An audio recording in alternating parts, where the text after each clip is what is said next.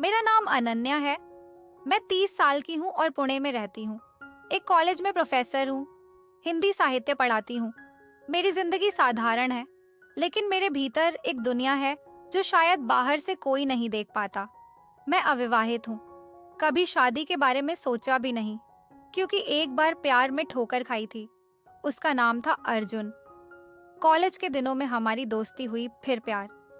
लेकिन एक दिन पता चला कि वह किसी और से भी वही बातें कहता था जो मुझसे। उस दिन मेरा भरोसा टूट गया। मैंने तय कर लिया कि अब किसी की यज्ञी बात कर दी ना। इस प्रकार सबसे पहली चीज है कि जाल में नहीं फंसूंगी। मेरे लिए मेरा काम, मेरी किताबें और रात के सन्नाटे वाले काम ही सब कुछ बन गया। मेरे सौतेले भाई का नाम रोहन है।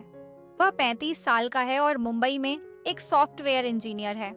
हमारा रिश्ता सौतेला है। मेरी माँ ने दूसरी शादी की थी जब मैं 10 साल की थी।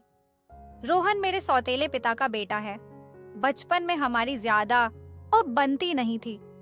वह अपने दोस्तों के साथ रहता था और मैं अपनी किताबों में माँ और उनके पिता के बीच भी ज्यादा गर्मजोशी नहीं थी। शायद इसीलिए हमारा रिश्ता भी औपचारिक ही रहा।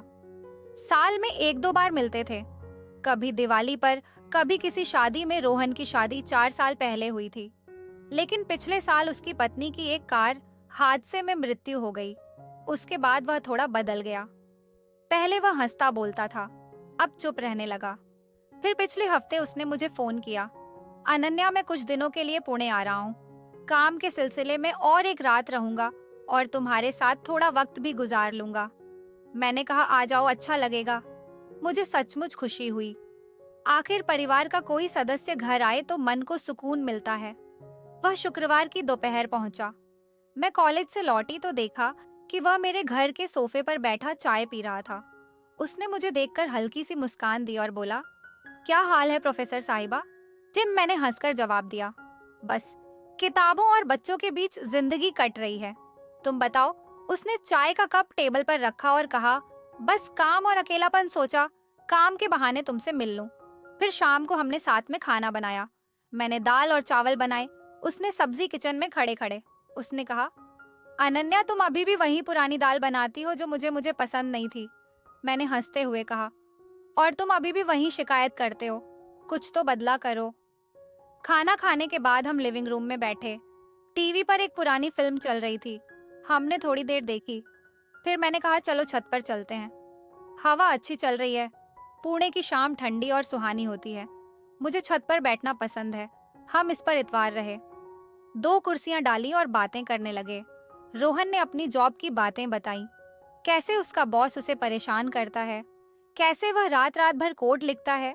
जो मैंने कॉलेज के कुछ किस्से सुनाए, कैसे एक स्टूडेंट ने मेरे लेक्चर के बीच में कविता पढ़ना शुरू कर दिया था। रात गहराने लगी थी। करीब 10 बजे मैंने कहा, रोहन अब सोते हैं, मुझे सुबह कॉलेज जाना है। उसने सहमति में सिर हिलाया। मेरा घर 2 मंजिला है। नीचे का कमरा मैंने उसे दिया और मैं ऊपर अपने कमरे में चली गई। बिस्तर पर लेटते ही मैंने लाइट बंद की, लेकिन नींद नहीं आ रही थी। आमतौर पर रात के सन्नाटे में मैं कुछ खास काम करती हूँ जो मुझे इस अकेलेपन से दूर ले जाते हैं। यह पल मेरे लिए बहुत कीमती है। उस रात मैं ऐसा कुछ नहीं कर पा रही थी। रोहन की मौजूदगी ने मेरे रोज के रूटीन को थोड़ा बदल दिया था। मैंने सोचा कोई बात नहीं, एक रात की बात है, लेकिन मन में एक अजीब सी बेचैनी थी। करीब 1 बजे मुझे नींद से हल्की सी झटकी लगी। मैं उठी, फिर पानी पिया और फिर बिस्तर पर लेट गई। बाहर हल्की हवा चल रही थी। मैंने खिड़की खोली और ठंडी हवा को चेहरे पर महसूस किया, लेकिन नींद अब भी दूर थी। मैंने फोन उठाया और एक कहानी पढ़ने लगी। मैं हर रोज कहानियां पढ़ती थी। आज की कहानी एक ऐसी लड़की की थी जो मेरे जैसी थी और उसकी भावनाएं मेरे भीतर को जगा रही थी। फिर मैंने फोन रखा और सोने की कोशिश की, लेकिन मन में एक उथल पुथल थी। फिर करीब 2 बजे मैंने हल्की सी आहट सुनी। मैं नीचे गई तो देखा कि रोहन किचन में पानी लेने आया था। उसने मुझे देखा और कहा, अनन्या तुम सोई नहीं? मैंने कहा, मुझे नींद नहीं आ रही। उसने कहा, मुझे भी नींद नहीं आ रही, चलो थोड़ी देर बात करते हैं। मैंने हिचकिचाते हुए कहा, ठीक है। फिर हम दोनों मेरे कमरे में आ गए। मैं बिस्तर के एक कोने पर बैठी और वह दूसरी तरफ। फिर अचानक बाहर बारिश शुरू हो गई थी। खिड़की से ठंडी हवा आ रही थी। मुझे ऐसी हवा बहुत पसंद है। फिर हमने इधर उधर की बातें की, लेकिन बातें तो हम पहले ही बहुत कर चुके थे। कोई बात बची नहीं थी। तो रोहन ने अपना फोन निकाला और कुछ देखने लगा। मैंने भी अपना फोन उठाया और सोशल मीडिया स्क्रॉल करने लगी। थोड़ी देर बाद उसने कहा, नेहा मुझे नींद आ रही है, मैं यहीं सो जाऊं। मैंने कहा, नहीं, तुम नीचे अपने कमरे में जाओ। उसने नाखुशी से मुंह बनाया और कहा, अरे मुझे परेशान मत कर। फिर उसने आंखें बंद की और 2 मिनट में सो गया।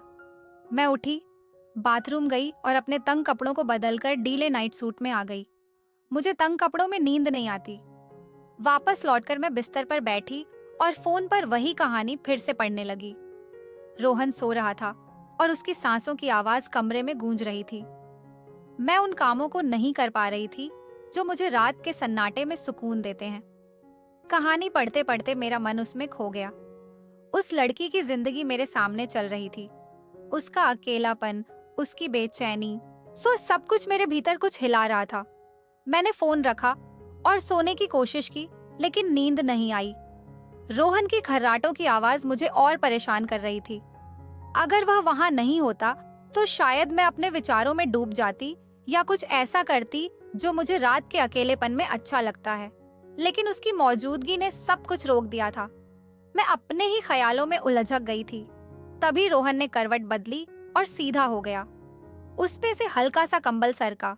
उसने पतला सा कुर्ता और पायजामा पहन रखा था। रोहन की शक्ल अंधेरे में साफ नहीं दिख रही थी, लेकिन उसकी हरकत ने मुझे चौंका दिया। मैंने नजरें फेर ली, लेकिन मन में एक अजीब सी हलचल हुई। मैं खुद को शांत करने की कोशिश कर रही थी, लेकिन कुछ ऐसा था जो मुझे बार बार उसी ओर खींच रहा था। मेरा दिल तेजी से धड़कने लगा। मैंने सोचा, यह क्या हो रहा है? मैं ऐसा क्यों सोच रही हूँ? एक तरफ डर था कि अगर मेरे विचारों ने रास्ता बदल लिया तो क्या होगा, और दूसरी तरफ एक अनजानी उत्सुकता थी। मैंने खुद को समझाया, लेकिन मन का एक कोना कुछ और बह रहा था। मैंने गहरी सांस ली और आंखें बंद कर ली, लेकिन नींद अब भी कोसों दूर थी। तभी रोहन का फोन बजा। वह गहरी नींद में था, लेकिन फोन मेरे पास रखा था। स्क्रीन पर एक के बाद एक मैसेज आ रहे थे। मैंने सोचा, इतनी रात को कौन है? वो एक जिज्ञासा ने मुझे घेर लिया। मुझे उसका पासवर्ड पता था। उसने एक बार मजाक में बताया था। मैंने फोन खोला। मैसेज उसकी एक दोस्त के थे। कुछ तस्वीरें और छोटे छोटे वीडियो थे। मैंने एक वीडियो खोला जो देखा, उसे देखकर मेरी सांसें थम गईं। ये कुछ ऐसा था जिसकी मैंने कल्पना भी नहीं की थी। मेरे हाथ कांपने लगे। मैंने दूसरा वीडियो देखा, फिर तीसरा। हर वीडियो मेरे भीतर की बेचैनी को बढ़ा रहा था। मैं समझ नहीं पा रही थी कि मैं यह क्यों देख रही हूँ और क्यों इसे रोक नहीं पा रही हूँ। समय बीतता गया। मेरा मन अब पूरी तरह उलझ चुका था। मैंने फोन रखा और रोहन की ओर देखा। वह अभी भी सो रहा था। उसकी सांसें नियमित थीं, लेकिन मेरे भीतर एक तूफान उठ रहा था। डर और उत्साह का मिश्रण मुझे परेशान कर रहा था। मैं धीरे से उसके पास खिसकी। मेरा इरादा कुछ नहीं था, बस एक अजीब सी चाहत थी। मैंने अपना हाथ हल्के से उसके कंधे पर रखा जाए, जैसे सोते हुए अनजाने में कोई हरकत हो। वह नहीं हिला। मैंने राहत की कोई सांस ली, लेकिन मेरे भीतर की उथल पुथल कम नहीं हुई। रात गहराती जा रही थी। मैंने खुद को रोकने की कोशिश की, लेकिन हर पल मेरे विचार और गहरे होते जा रहे थे। मैंने सोचा शायद यह सिर्फ एक नाइट की बात है, सुबह सब सामान्य हो जाएगा। लेकिन तभी रोहन की आंखें खुल गईं। मैंने जल्दी से नजरें फेर ली और सोने का नाटक किया। मेरा दिल जोर जोर से धड़क रहा था। उसने कुछ नहीं कहा, बस मुझे देखता रहा। फिर वह उठा और बाथरूम की ओर चला गया। मैं बिस्तर पर पड़ी रही, अपने विचारों से लड़ती हुई। जब वह लौटा तो उसने कहा, अन्या तुम ठीक हो? मैंने हल्के से सिर हिलाया। उसने फिर कहा, मुझे लगता है मुझे नीचे सोना चाहिए। मैंने कुछ नहीं कहा पर चला गया। लेकिन उस रात के बाद मेरे भीतर कुछ बदल गया। मैं अब भी उस पल को समझ नहीं पाई हूँ। शायद यह सिर्फ एक कमजोर क्षण था, या शायद कुछ और। अगली सुबह मैं जल्दी उठी। रात की घटना मेरे दिमाग में घूम रही थी। मैंने कॉफी बनाई और छत पर चली गई। रोहन अब भी सो रहा था। मैंने सोचा, क्या वह कुछ जानता है? मन में एक डर था, लेकिन साथ ही एक अजीब सा सुकून भी। मैंने खुद को समझाया, जो हुआ उसे भूल जा। ये बस एक रात की बात थी, लेकिन मन का एक कोना कह रहा था कि यह इतना आसान नहीं है। रोहन करीब 9 बजे उठा। उसने मुझे छत पर देखा और ऊपर आ गया। गुड मॉर्निंग, उसने कहा। उसकी आवाज में कोई अजीब नहीं था। मैंने भी सामान्य तरीके से जवाब दिया, गुड मॉर्निंग। कॉफी लोगे? उसने हाँ कहा। हम चुपचाप कॉफी पीते रहे। फिर उसने कहा, अनन्या, रात को मुझे कुछ अजीब सपने आए। मेरे हाथ में कॉफी का कप हल्का सा कांपा। मैंने पूछा, कैसे सपने? उसने हंसते हुए कहा, पता नहीं, शायद ज्यादा थकान की वजह से। मैंने राहत की सांस ली। शायद वह सचमुच कुछ नहीं जानता था। दिन भर हमने सामान्य बातें की। मैं कॉलेज गई, वह घर पर रहा। शाम को हम बाजार गए, कुछ सामान खरीदा। लेकिन मेरे मन में रात की बात बार बार आ रही थी। मैं समझ नहीं पा रही थी कि मेरे साथ क्या हो रहा है। क्या यह सिर्फ एक कमजोर पल था या मेरे भीतर कुछ और जाग रहा था? रोहन के साथ मेरा रिश्ता हमेशा सौतेला रहा था, न ज्यादा करीबी न ज्यादा दूर। लेकिन उस रात के बाद कुछ बदल गया था। उस दिन रोहन ने मुझे बताया कि वह 3-4 दिन और यहीं रहने वाला था। यह सुनते ही मेरा मन उदास हो गया, क्योंकि रात के सन्नाटे में मुझे किताबें पढ़ना, किताबें लिखना, एक कहानियां पढ़ना अच्छा लगता था जो मुझे सुकून देते थे। अब 3-4 दिन और मुझे इन कामों से छुट्टी लेनी पड़ेगी। रोहन 4 दिन तक मेरे यहाँ रहा। हर रात मैं सोचती कि क्या फिर वही होगा, लेकिन ऐसा कुछ नहीं हुआ। वो तनाचा आता है, अपने कमरे में सोता और मैं अपने में। लेकिन मैं अपने फेवरेट काम नहीं कर पाती, जैसी किताबें लिखना, किताबें पढ़ना। फिर भी मेरे मन में एक अजीब सी हलचल थी। 5वें दिन वह मुंबई वापस चला गया। जाते वक्त उसने कहा, अन्या, फिर मिलेंगे, अपना ख्याल रखना। मैंने हाँ में सिर हिलाया। लेकिन जब वह गया तो घर में एक अजीब सा खालीपन जा गया। उसके जाने के बाद मैंने अपनी डायरी खोली और सब कुछ लिख दिया। रात की बेचैनी, मेरे विचार, मेरी उलझन, सब कुछ। लिखते वक्त मुझे एहसास हुआ कि शायद यह सिर्फ एक रात की बात नहीं थी। मेरे भीतर कुछ बदल रहा था।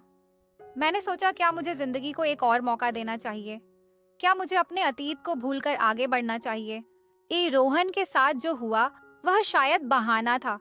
असल में यह मेरे अपने मन की लड़ाई थी। फिर कुछ दिन बाद रोहन ने फिर फोन किया। उसकी आवाज में वही पुरानी गर्मजोशी थी। अनन्या, अगले हफ्ते पुणे आ रहा हूँ, एक प्रोजेक्ट के सिलसिले में। क्या मैं फिर से तुम्हारे यहाँ रुक सकता हूँ?